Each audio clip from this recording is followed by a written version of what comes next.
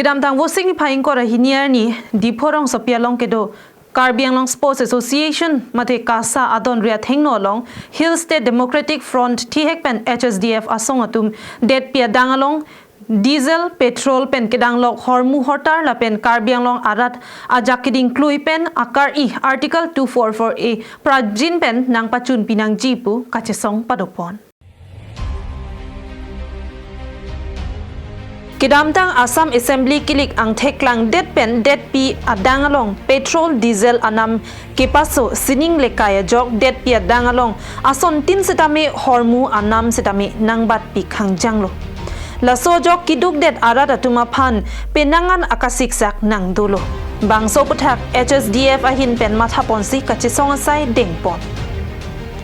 Labangso kachesong hut HSDF amai pura jentimong kaning jepon atengke Karbi anglong pen di mahasaw arat akar iya bangke alam kaning jechot lapu kalidet nangji Article 244A aputhak bangke kepachun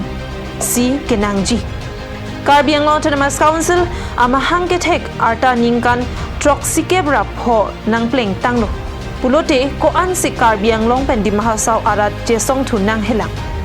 National Party kechari ningkan thongkep plikep nangjima Karbi Anglong pen di mahasaw arat akar I article 244A ke pachunjia phan puta rajentimung pen ningjepon Halapu Meghalaya pen West Karbi Anglong ahoy long kaiki longle ahoy puthak kedamtang Karbi Anglong Autonomous Council CM Dr Tuliram Ronghang la pen team Karbi Anglong atum kahumri damahut kethirthep amonsam kedoji mate kepadodam loma pusitame kali lake skima phanchotsi kedam chotputa ningje ponthu halapu HSDF kongchunbang sarsing terang pen kaningje ponatengke ron kachedana bangke kaprek adedalong sidame garia jang thu pen kedang lok hormu hortar anam ke paso bangke ladak India adedalong